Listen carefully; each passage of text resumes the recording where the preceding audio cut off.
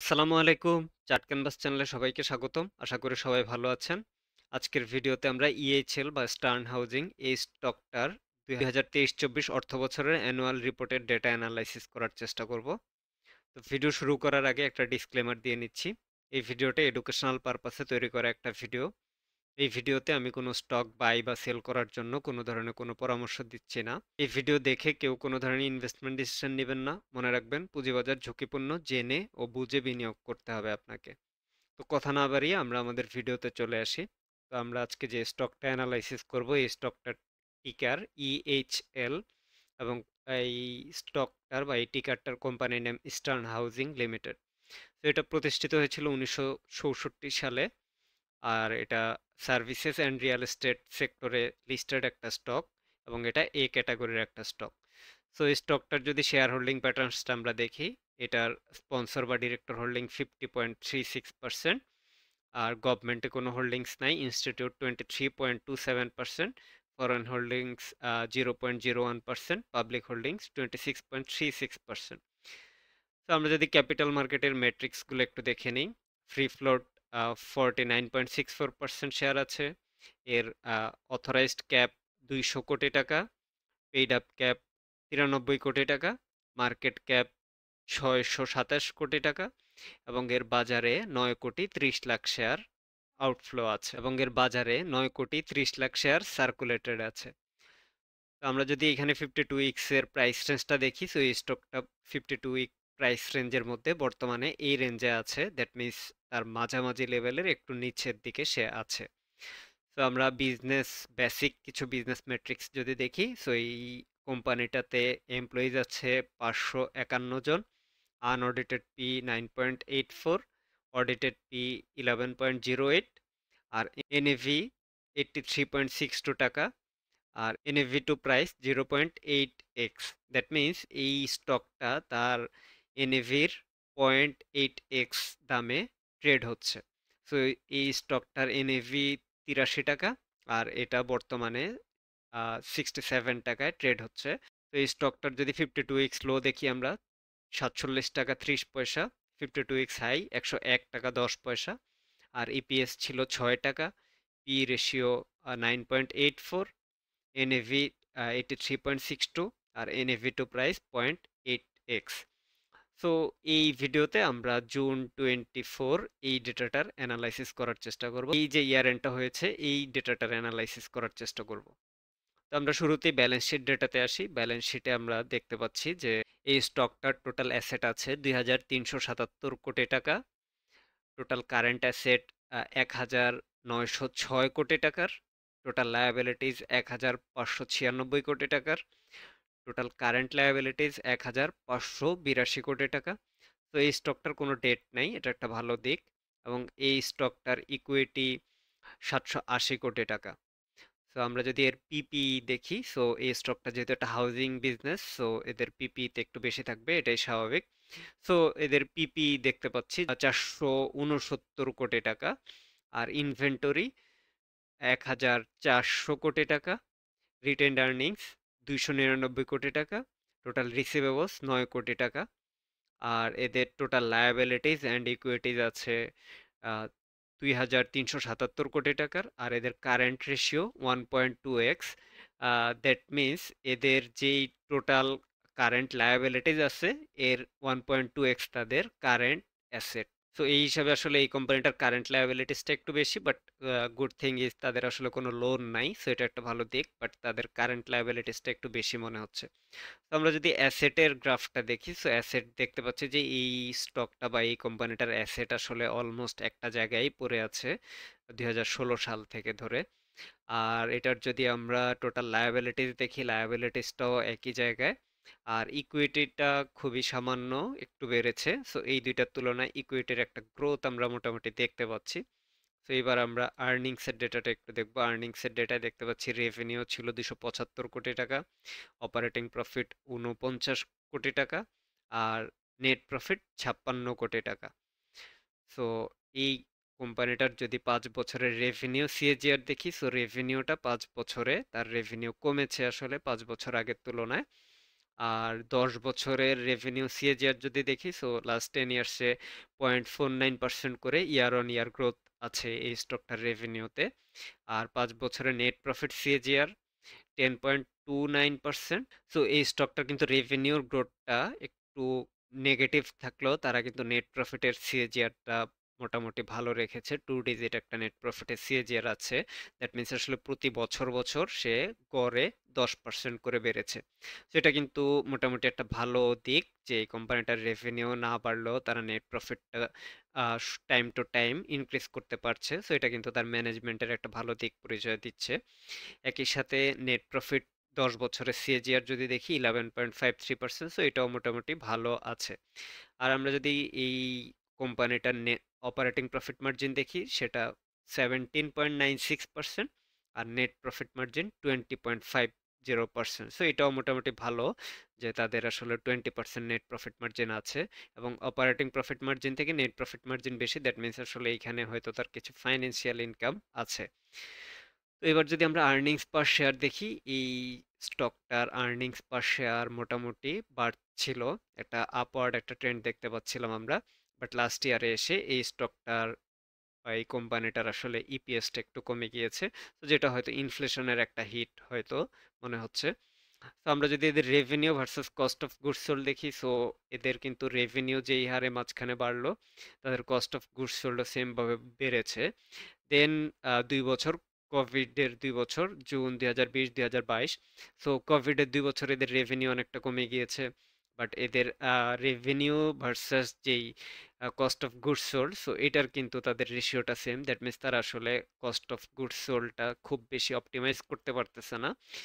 So এইখানেও দেখতে পাচ্ছি যে রিসেন্ট টাইমে তাদের রেভিনিউ কমে যাচ্ছে 3 বছরেই, এবং তাদের কস্ট অফ গুডস সোল্ডও সেম হারেই কমতেছে। সো এই জায়গাটায় তারা যদি তাদের কস্ট অফ গুডস সোল্ডটাকে একটু অপটিমাইজ করতে পারতো, বা এটা যদি কন্ট্রোল করতে পারতো, সেক্ষেত্রে হয়তো আরেকটু বেটার রিটার্ন তাদের কাছ থেকে পাওয়া যেত।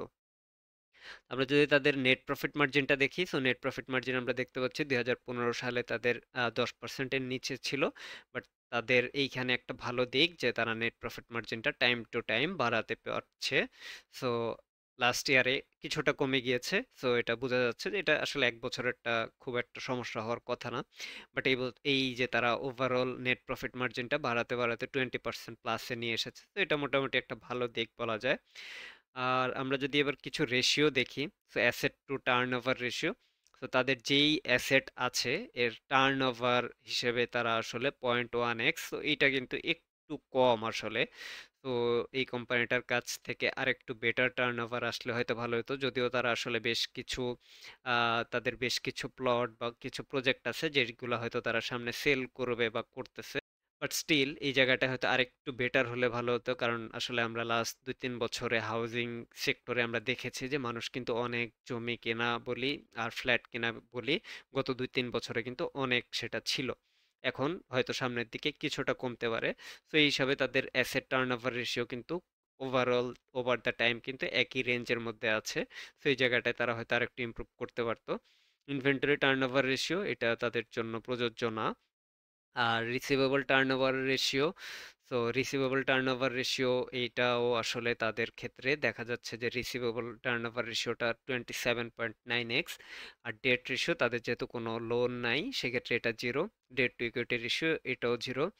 আর ডেট কভারেজ রেশিও তাদের যেহেতু কোনো লোন নাই, তাদের কোনো ইন্টারেস্ট পে করতে হয় না, সো এই জায়গাটা কিন্তু তারা খুব ভালো পারফরমেন্স করতেছে, যে তাদের অলমোস্ট 141 টাকা নেট প্রফিট থেকে 1 টাকা তাদের আসলে ডেট কভারেজে বা ইন্টারেস্ট পে করতে যাচ্ছে। আর আমরা যদি দেখি কোম্পানিটার debt to equity ratio, time to time একটা সময় তাদের কিছু লোন ছিল যেটাকে কিন্তু তারা কমিয়ে এনেছে, সো এটা কিন্তু একটা ভালো দিক এই কোম্পানিটার জন্য। আমরা যদি ক্যাপেক্স টু রেভিনিউটা দেখি 0.00x, সো এইখানে তারা কিন্তু ক্যাপেক্সে খুব খরচ করতেছে না, এটা মোটামুটি ভালো। বাট তাদের ক্ষেত্রে আবার ভালো না, কারণ আসলে তারা নতুন নতুন প্রজেক্ট করবে, সেগুলো সেল দিবে, এটাই। বাট সো বোঝা যাচ্ছে যে তাদের আসলে সেল যেহেতু কম, সেক্ষেত্রে তারা আসলে নতুন করে ক্যাপেক্সে তেমন একটা খরচ করতেছে না। আর capex to net profit 0.01x। তো আমরা যদি এই কোম্পানিটার আরওএ দেখি 2.37%, সো এটা কিন্তু খুবই ছোট একটা নাম্বার। 2.37% আসলে এইখানে তাদের কাছ থেকে আরেকটু বেটার একটা রিটার্ন আমরা আশা করি। তো আরও এটা আসলে মিন করে রিটার্ন অন অ্যাসেটস, তাদের যে অ্যাসেট আছে সেটার উপরে তারা কি পরিমাণ রিটার্ন জেনারেট করতে পারতেছে। আর আরওইটা যদি দেখি, return on equity 7.22%, return on capital employed 6.71%, ROCE, ROIC, return on invested capital 7.22%। So এটা যেহেতু আসলে একটা অ্যাসেট ব্যাকড কোম্পানি, বা তারা যেহেতু আসলে কিছু অ্যাসেট কিনবে এবং সেটা সময়ের সাথে সাথে বা একটা সময় যখন সেটা দাম বাড়বে জমিগুলা, সেটা তখন সেল করবে বা জমিগুলা কিনে রাখবে, তারপর যখন ওইখানে তারা হয়তো একটা প্রজেক্ট করবে ফ্ল্যাট করে তারপর সেল দিবে। সো এই ক্ষেত্রে আসলে তাদের আরওই একটু কম থাকবে, এটাই স্বাভাবিক। সো 6-7% মোটামুটি অ্যাকসেপ্টেবল, বাট আরও এটা একটু বেশি কম, 2.37%। এটা অ্যাটলিস্ট 5+ আমরা এক্সপেক্ট করতেছি তাদের কাছ থেকে।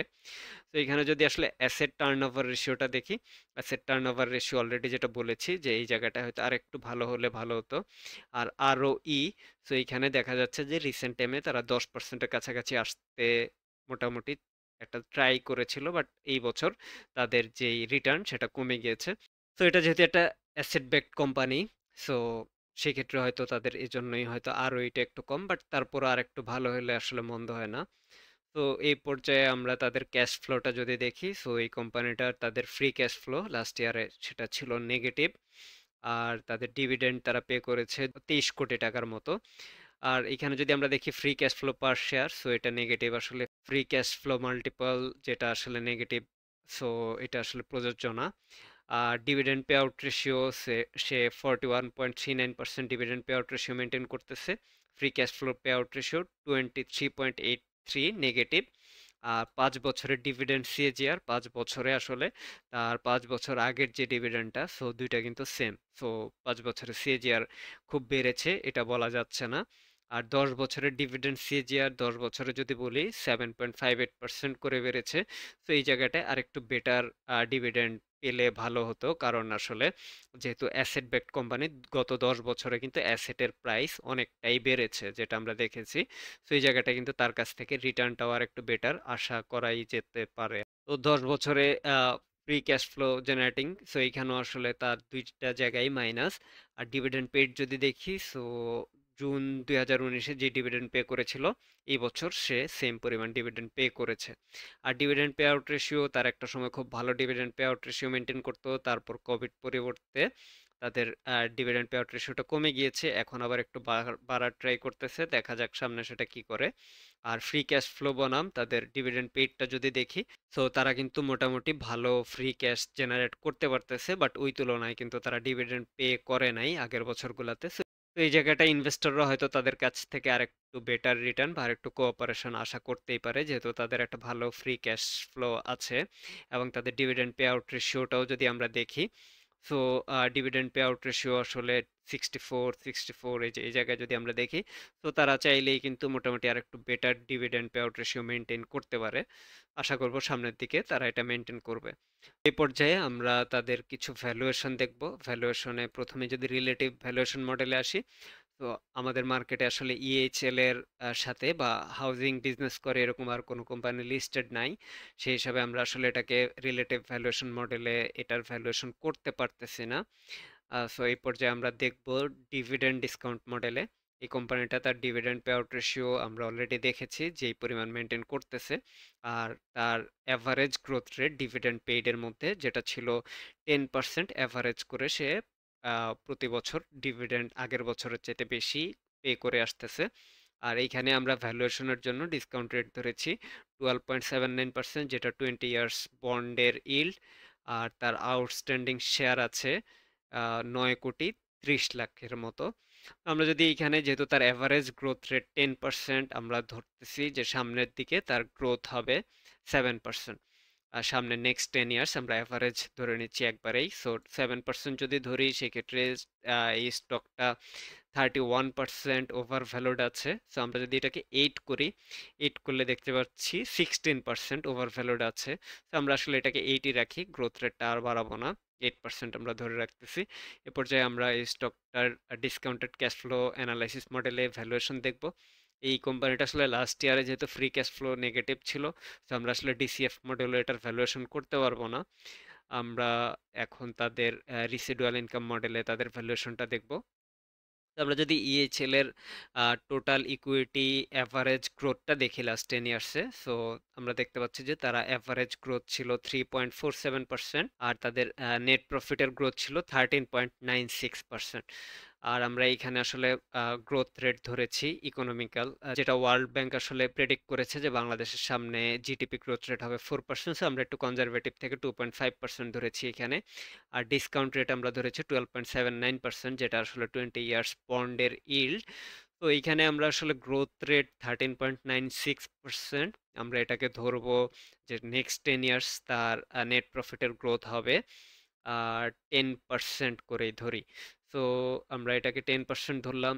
আর তার ইকুইটি গ্রোথ হবে, আমরা ধরে নিচ্ছি এইখানে যেহেতু 3.47%, এটাকে আমরা ধরতেছি 2.5% ইকুইটির গ্রোথ হবে ইয়ার অন ইয়ার। তো আমরা যদি এই 10% আর 2.5% দিয়ে তার ভ্যালুয়েশন করার চেষ্টা করি, তো আমরা দেখতে পাচ্ছি যে এই কোম্পানিটার ইন্ট্রিনসিক ভ্যালু দাঁড়ায় 82.5 টাকা, যেটা 22% আন্ডার ভ্যালু। এ পর্যায়ে আমরা যেই দুইটা ভ্যালুয়েশন মেথডে তার ভ্যালুয়েশন করেছি সেটা যদি দেখি, তো ডিভিডেন্ড ডিসকাউন্ট মডেলে তার ভ্যালুয়েশন ছিল 56 টাকা, রিসিডুয়াল ইনকাম মডেলে 82 টাকা।